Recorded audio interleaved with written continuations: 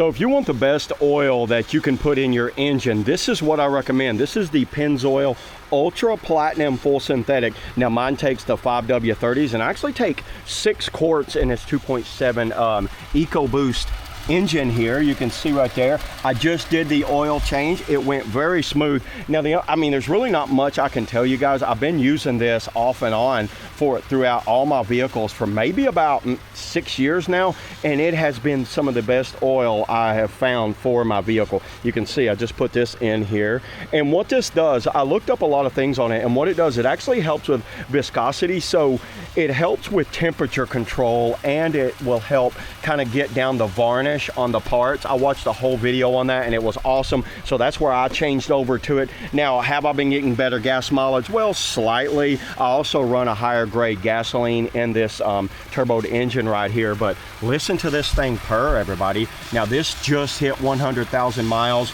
and last time I used the Motorcraft in here, but with this one you have to take off this oil filter right here. Pretty simple. You just use that, you just unscrew that, change out some rings. I always use the Motorcraft oil filter. That's the one I use in here. Now I'm letting it run for a little bit. I'm going to actually drive it to the store and get some gas, and then I'll check the oil again and see what it looks like. Now they say 20,000 mile protection. I will not go over 5,000 miles, even with the best oil on the market. I'm still changing it around 3,000 to 5,000 miles. You know what? It's such an inexpensive thing to do for your engine. I recommend going ahead and doing it. So yeah, there it is, everybody. That's all I got on the, Pennzoil Ultra Platinum Full Synthetic. See you all in the next video.